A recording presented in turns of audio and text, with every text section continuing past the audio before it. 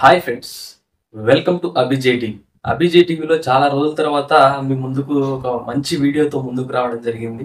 ఖచ్చితంగా అభిజే టీవీలో long videos కొంచెం రెగ్యులర్గా వస్తాయి ఫ్రెండ్స్. ఖచ్చితంగా ఛానల్ సబ్స్క్రైబ్ చేసి బెల్ ఐకాన్ క్లిక్ చేసి రెడీగా ఉండండి. అదేవిధంగా వీడియోకి వెళ్ళే ముందు ఫస్ట్ ఛానల్లో లైక్ చేయండి వీడియోని. ఆ తర్వాత ఇప్పుడు మనం స్టోరీలోకి వెళ్దాం. ఈరోజు మనం డిస్కస్ చేయాలనుకున్న స్టోరీ ఏంటంటే అరుణాచలం. అరుణాచలం అంటే మీ అందరికీ తెలుసు, అదొక శివుడు, మహాశివుడు కొలువైనటువంటి ప్రాంతం. అందరూ కూడా అనుకుంటారు అరుణాచలానికి ముందు, అరుణాచలం తర్వాత అని చెప్పేసి. అందరి యొక్క జీవన విధానంలో కూడా అందరూ అనుకుంటారు, అంటే జీవితంలో ఒక్కసారైనా సరే మనం అరుణాచలాన్ని ఒక్కసారైనా వెళ్ళాలని చెప్పేసి అందరి కోరిక అందరికీ ఉంటుంది, అరుణాచలంకి వెళ్ళాలని చెప్పేసి. అది అరుణాచలం అసలు ఎలా ఏర్పడింది, అరుణాచలం గిరి, ఆ గిరి ఎలా ఏర్పడింది అనేది ఇప్పుడు తెలుసుకుందాం. అంటే సత్యయుగం నడుస్తున్నప్పుడు జీవులను సృష్టించినటువంటి బ్రహ్మ మరియు ధర్మం అధర్మాలని రెండింటిని సరిసమానంగా చూసుకుంటున్నటువంటి మహావిష్ణువు ఇద్దరు కూడా జాతిని అందరిని కూడా పెంచి పోషిస్తూ నడిపిస్తూ ఉన్న క్రమంలో ఒకరోజు బ్రహ్మ విష్ణువు ఎదురెదురు పడి మాట్లాడుకుంటారు. నువ్వు గొప్ప అంటే నువ్వు గొప్ప అని ఒక డిస్కషన్ వాళ్ళ ఇద్దరి మధ్యలో వస్తుంది.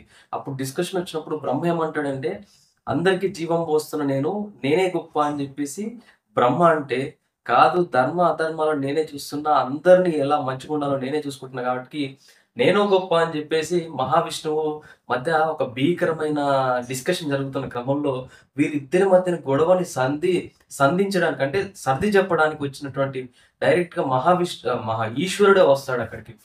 ఈశ్వరుడు వచ్చినప్పుడు ఈశ్వరుడికి కోపం తెప్పిస్తారు. వీళ్ళిద్దరు కూడా చెప్పిన వినకపోతాం, కోపం తెప్పించడంతో ఉగ్రరూపమైనటువంటి లింగావతారంలో అగ్నిజల టైప్ లో ఉన్నటువంటి లింగావతారంలో ఏర్పడి, ఇప్పుడు మీ ఇద్దరికి నేను ఒక టెస్ట్ పెడుతున్నాను. ఈ యొక్క ఉగ్రరూపం అగ్ని రూపంలో ఉన్నటువంటి లింగాన్ని మొదలు చివర ఎవరైతే ముందుగా వచ్చి నాకు కనిపెట్టి చెప్తారో వాళ్ళే గొప్ప అని చెప్పినప్పుడు బ్రహ్మ తన వాహనమైనటువంటి హంసలో పైకి వెళ్తాడు. అదేవిధంగా విష్ణువు తన వరాహం వాహనంతో కిందకి వెళ్తాడు, కింద కనుక్కోవడానికి. యాక్చువల్గా కొన్ని వేల సంవత్సరాలు దాటినా కూడా బ్రహ్మకి కానీ విష్ణువు కానీ ఇద్దరికి కూడా మొదలు చివర అనేది అసలు కనిపెట్టలేకపోతూ ఉంటారు. అప్పటికి విష్ణు అనుకుంటాడు, తను అర్థం చేసుకుంటాడు, ఇంకా ఎన్ని సంవత్సరాలు దాటినా కూడా నేను యొక్క చివరని కనిపెట్టలేను అని చెప్పేసి శివుని దగ్గరికి వెళ్ళేసి ఒప్పేసుకుంటాడు. నేను అసలు కనిపెట్టలేకపోతున్నా, నా వల్ల కావట్లేదు అని చెప్పేసి నిజం ఒప్పేసుకుంటాడు. బ్రహ్మ కొంచెం పైకి వెళ్ళిన తర్వాత అక్కడి నుంచి ఒక కేతిక పువ్వు పైనుంచి కింద పడతా ఉంటది. అది చూసినటువంటి బ్రహ్మ ఆ పువ్వును అడుగుతాడు, ఎక్కడి నుంచి వస్తున్నావు నువ్వు అని అడిగితే, నేను మహాశివుని నుంచి నేను కింద పడుతున్నా అని చెప్పేసి చెప్తుంది. అప్పుడు పువ్వును అడుగుతాడు, ఇంకెంత దూరం ఉందంటే, నేను కొన్ని వేల సంవత్సరాల నుంచి ఇంకా కింద పడతానే ఉన్నా కూడా నాకు ఇంకా చివర ఇంకా టచ్ అవ్వట్లేదు అని చేసి ఆ పువ్వు మన యొక్క బ్రహ్మకి చెప్తుంది. అప్పుడు ఏం చెప్తారంటే బ్రహ్మ ఆ యొక్క పువ్వుకి, నేను మొదల నుంచి కనుక్కున్నాను, అదే విషయం నువ్వు వచ్చి శివునికి అక్కడ చెప్పు, అదే నిజం అని చెప్పంటే పువ్వు ఒప్పుకుంటుంది. అదేవిధంగా తర్వాత నంది కూడా ఉంటుంది అక్కడ, నంది కూడా చెప్తే నంది కూడా ఒప్పుకుంటుంది. ఆ ముగ్గురు కలిసి కూడా శివుని దగ్గరికి వస్తారు. శివుని దగ్గరికి వచ్చిన తర్వాత అక్కడ ఏం జరుగుతుందంటే, నేను కనుక్కున్నాను, కావాలంటే సాక్ష్యంగా ఈ యొక్క కేతిక పువ్వు మరియు నందిని అడగమని చెప్పి శివుని అడిగితే, శివుడు ఆ పువ్వుని అడుగుతాడు. ఆ పువ్వు ఏం చెప్తుంది, అవునని చెప్పేసి అబద్ధం చెప్తుంది. అదేవిధంగా నందిని అడిగితే తల మాత్రం అవునని చెప్పి ఊపుతుంది, తోక మాత్రం కాదని చెప్పేసి అబద్ధం చెప్తున్నాడు అని చెప్పేసి ఊపుతుంది. అప్పుడు శివుడికి కోపం వచ్చి బ్రహ్మ మీద, నీకు భూమి మీద పూజలు జరుగుకుంటా ఉంటాయని చెప్పేసి శపిస్తాడు బ్రహ్మదేవుణ్ణి. అదేవిధంగా పువ్వుని నువ్వు నాకు ఎంత పూసినా కూడా నువ్వు నా పూజలకు అసలు పనికిరావు, నిన్ను యూజ్ చేయొద్దని చెప్పేసి ఆ కేతిక పువ్వుని శపిస్తాడు. అదేవిధంగా నందిని మాత్రం, నీ తల మాత్రం పూజలకు పనికిరాదు, నా ఎదురుగా ఉన్నా కూడా నీ తోకను మాత్రం అందరు పూజిస్తారని చెప్పేసి నందికి శపిస్తాడు. అదేవిధంగా అంత ఉగ్ర రూపంలో ఉన్న టైంలో బ్రహ్మదేవుడు ఒక శివుణ్ణి ఒక కోరిక ఏంటంటే, ఇదే ఉగ్ర రూపంతో నువ్వు మా యొక్క భూలోకంలో ఉండాలి అని కోరినప్పుడు, అదే ఉగ్ర రూపమైన గిరి రూపంలో, అగ్నిశకల రూపంలో అక్కడ సత్యయుగంలో ఈ అరుణాచలం తిరువనల్లయ మన యొక్క అరుణాచలం ప్రాంతంలో ఉద్భవిస్తాడు, అక్కడే ఉండిపోతాడు. అదే మనం ఈరోజు ఈరోజు పూజిస్తున్నటువంటి అరుణాచలం అనమాట. అరుణాచలం అనేది సత్యయుగంలో చాలా భీకరమైనటువంటి అగ్నిశిఖల రూపంలో ఉండేది. అక్కడికి ఎంతో మంది దేవుళ్ళు, దేవతలు అందరూ కూడా వచ్చి గిరి ప్రదక్షిణం చేసి పూజించుకుంటూ వీళ్ళు ఒక కొన్ని 400 కోట్ల సంవత్సరాల క్రితమే అరుణాచలం ఏర్పడిందని చెప్పేసి అక్కడ యొక్క సమాచారం ఉంది.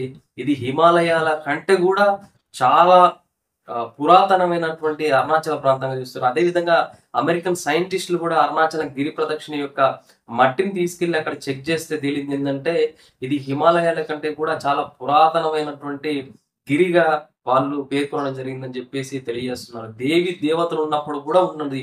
ఆ తర్వాత ద్వాపర యుగం అంటే శ్రీకృష్ణుడి యొక్క కాలంలో కూడా ఆ యొక్క అది బంగారం రూపంలో ఉండేదంట ఆ యొక్క గిరి.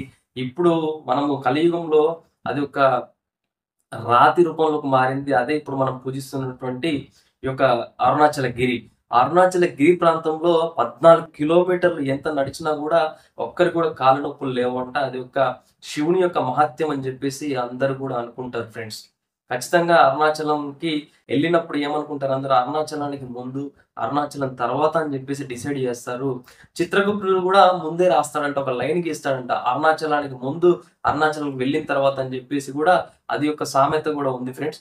ఖచ్చితంగా అందరూ కూడా అరుణాచలం యొక్క గిరి ప్రదక్షిణలు కోరుకోవాలని అనుకుంటారు. అరుణాచలం వెళ్ళడం కూడా అంత ఈజీ కాదు. శివుడు ఆజ్ఞ ఉంటేనే అరుణాచలానికి అందరూ వెళ్తారని చెప్పేసి కూడా ఈ యొక్క మన పురాణ స్కందంలో మరి చరిత్రలో రాసి ఉంది. ఇది యొక్క స్కంద పురాణంలో అరుణాచలం యొక్క పుట్టుక ఎలా ఉన్నదని చెప్పేసి స్కంద పురాణంలో, శివ పురాణంలో రెండిట్లలో కంప్లీట్ గా ఇన్ఫర్మేషన్ ఉంది ఫ్రెండ్స్. అదే విధంగా అక్కడ ఇంకొక విషయం ఏంటంటే రమణ మహర్షి అంటే అరుణాచలం తెలిసినటువంటి ప్రతి ఒక్కరికి కూడా రమణ మహర్షి అంటే తెలియకపోయి ఉండొచ్చు కాక, ఎందుకంటే రమణ మహర్షి 14 ఏట ఉన్నప్పుడు కూడా అందరిలాగే సామాన్యమైనటువంటి ఒక మనిషి యువకుడు లాగానే ఉండేవాడు. 14 సంవత్సరాల తర్వాత ఆయనకు ఒక ఆలోచన వచ్చింది. అసలు స్పిరిచువల్ యాక్టివిటీ సైడ్ వెళ్ళాడు. ఆయన యోగా చేయడం, ఒక దగ్గర కూర్చొని యోగా చేయడము, ధ్యానం చేయడం. ఆ తర్వాత ఆయనకు అనిపించింది ఏంటంటే నేను చనిపోతే ఎలా ఉంటుందని చెప్పేసి ఒక 14-24 గంటలు అలా పడుకుండిపోయి చనిపోయేలా యాక్ట్ చేస్తే ఆయనకు లేచిన తర్వాత ఏమనిపించిందంటే ఈ శరీరంలో నేను కాదు, నాతో పాటు ఇంకెవరు ఉన్నారు నా శరీరంలో అని చెప్పేసి ఆయన ఆలోచిస్తున్నప్పుడు ఆయనకు అర్థమైంది ఏంటంటే అది ఒక ఆత్మ అని చెప్పేసి ఆయనకు అర్థమైంది. చాలా మందికి చాలా పూజారులు, చాలా గురువులు కానీ కొన్ని ఏళ్ళు శిక్షణ ఇస్తే గానీ తెలియని అంశం రమణ మహర్షికి మాత్రం సాధ్యమైంది ఏంటంటే గురువులు కానీ పూజలు కానీ ఇవన్నీ నేర్చుకోకుండానే ఆయనకు ఒక జీవిత సత్యాన్ని ఆయన నేర్చుకోగలిగాడని చెప్పేసి అందరూ అంటూ ఉంటారు ఫ్రెండ్స్. అదేవిధంగా రమణ మహర్షిని అరుణాచలానికి ఆయనంతలో ఆయన వెళ్ళలే, అరుణాచలమే రమణ మహర్షిని రప్పించుకున్నదని చెప్పేసి కూడా అంటారు. రమణ మహర్షి ఒక మాట చెప్తా ఉండేవాడు ఏంటంటే అరుణాచలంలో ఏదో ఒక అయస్కాంతమైనటువంటి గుణం ఉంది, అది ఆ యొక్క శివుడి యొక్క శక్తి, అది మనందరిని కూడా శివుడే మనందరిని కూడా మంచిగా చూస్తాడని చెప్తాడు. అదే విధంగా కొన్ని రమణ మహర్షి గురించి మనం ఒక నిజం తెలుసుకుంటే ఏంటంటే అక్కడ కొంతమంది కరువు వచ్చేసి నీళ్లు లేకుండా ఉంటే అందరూ వచ్చి రమణ మహర్షిని అడిగినప్పుడు ఆయన ఒక చెయ్యి రూపంలో ఆయన కూర్చున్న ప్రదేశంలో జస్ట్ తవ్వితే అక్కడ కొన్ని నీళ్లు వచ్చాయి. ఆ నీళ్ళని ఇప్పుడు బావిలాగా ఉంచారు. అదే బావి గనక ఇప్పుడు అరుణాచలంలో ఉంది, మీరు అందరూ కూడా వెళ్తే అది కూడా కనిపిస్తుందని చెప్పేసి కూడా తెలియజేస్తున్నారు అందరూ కూడా. అదే విధంగా అదే కాకుండా ఇంకొక అరుణాచలం యొక్క కొన్ని యొక్క మిస్టరీస్ తెలుసుకుంటే ఏంటంటే అక్కడ కొంతమంది అంటే ప్రతి శుక్రవారం సంథింగ్ ఏదో ఒక రోజు కూడా అక్కడ ఉన్నటువంటి అరుణాచలం ప్రదేశంలో ప్రతి ఒక్క ఇంట్లో కూడా అందరూ ఉపవాసం ఉంటారు, ఏదో ఉండరు. కానీ ఇద్దరు పూజారులకి చాలా బాగా ఆకలి వేస్తూ ఉంటుంది. అప్పుడు ఆ రాత్రి సమయంలో దేవుడు వచ్చేసి వాళ్ళ దగ్గరికి వెళ్ళి ప్రతిరోజు ఇద్దరు బ్రాహ్మణులకి మా ఆవిడ భోజనం పెడుతుంది, మీరు రండి సేవించడానికి అని చెప్పి, మీకు అభ్యంతరం లేకపోతే మీరు రండి అని చెప్పి తీసుకెళ్ళి ఆ ఇద్దరికి భోజనం పెట్టి పడుకున్న తర్వాత వాళ్ళిద్దరు లేచి చూస్తే అక్కడ గణపతి మందిరం ఉంది తప్పితే అక్కడ ఏమి లేదు. అప్పుడు అనుకున్నారు వాళ్ళు, ఆ మహాశివుడే వచ్చి మాకు భోజనం సదుపాయాలు కల్పించాడు, శివుడా నువ్వేనా మాకు ముందు ప్రత్యక్షమైనావు, ధన్యవాదాలు అని చెప్పేసి వాళ్ళ యొక్క పూజారులు భావిస్తారు. అదే విధంగా ఇంకొక విషయం తెలుసుకున్నట్టయితే అక్కడ తిరువణాలయ ప్రాంతంలో ఉన్నటువంటి రైల్వే స్టేషన్ కి ఒక ధనికవంతురాలైనటువంటి ఒక అమ్మాయి రైల్వే స్టేషన్ తో దిగిన తర్వాత అరుణాచలం వైపు వస్తూ ఉంటే ఒక అంటే అప్పట్లో గుర్రబండి ఉండేవి, గుర్రబండి ఎక్కించుకున్నటువంటి వ్యక్తి అరుణాచలం ప్రదేశం వైపు కాకుండా ఒక అడవి వైపు తీసుకెళ్తాడు. అడివైపు తీసుకెళ్ళినప్పుడు అప్పుడు సెల్ ఫోన్స్ అవి కూడా ఏమి లేవు. అప్పుడు సడన్ గా ఆవిడ లోపల అరుణాచల శివ అని ప్రార్థిస్తున్నప్పుడు సడన్ గా ఒక 5-6 పోలీసులు వచ్చేసి ఆవిడని కాపాడి తీసుకెళ్తారు. అక్కడ ఆవిడ ఫోన్ నెంబర్ తీసుకుంటది. తెల్లారి గనుక ఆ పోలీస్ స్టేషన్‌కి వెళ్లి ఆవిడ నెంబర్ టైప్ చేసి ఒక్క నెంబర్ కూడా వాళ్ళది కాదు. అప్పుడు అనుకుంటది అరుణాచల శివుడే నా దగ్గరికి వచ్చి నన్ను రక్షించాడని చెప్పేసి ఆ యొక్క అమ్మాయి అనుకుంటుంది. అప్పుడు అనుకుంటుంది. ఈ యొక్క ఇలా చాలా చాలా జరిగాయి. అదే విధంగా రమణ మహర్షి చనిపోయేటప్పుడు కూడా అరుణాచల శివ అంటూ వెళ్తున్నప్పుడు ఆయన నుంచి ఒక కాంతి రూపంలో వెళ్లి ఆత్మ అరుణాచలం టెంపుల్‌లో కలిసిపోయిందని చెప్తారు. అదే విధంగా సేమ్ డొక్క సీతమ్మ గారు, ఇప్పుడు మనం డొక్క సీతమ్మ క్యాంటీన్‌లోని వింటున్నాం కదా! డొక్క సీతమ్మ గారికి కూడా సేమ్ అలాగే అదే విధంగా జరిగిందని చెప్పి కూడా పురాణాల్లో ఉంది ఫ్రెండ్స్. ఖచ్చితంగా అరుణాచలానికి వెళ్ళినప్పుడు మీరందరూ కూడా పాదరక్షలు లేకుండా వెళ్ళండి, తిరగండి. అదే విధంగా అక్కడ ఎటువంటి చెత్త వేయకుండా చూసుకోండి ఫ్రెండ్స్. ఎందుకంటే అది ఒక మనకు కొన్ని పురాణాల నుంచి, కొన్ని సంవత్సరాల నుంచి దేవి దేవతలు కూడా పూజించినటువంటి ఒక గురి అది మనకు అరుణాచలం. అందరూ అరుణాచల ప్రదక్షిణలు కూడా చేసుకొని మీ యొక్క జన్మని సార్థకం చేసుకుంటారని చెప్పేసి అభిజయ్ టీవీ తరఫున కోరుకుంటున్నాను friends. Please subscribe to Abhijay TV. ఇప్పుడు కనుక నేను చెప్పిన వీడియో కనుక మీకు నచ్చినట్టయితే లైక్ చేయండి, షేర్ చేయండి, సబ్స్క్రైబ్ చేయండి friends. Please subscribe to Abhijay TV. ధన్యవాదాలు ఫ్రెండ్స్.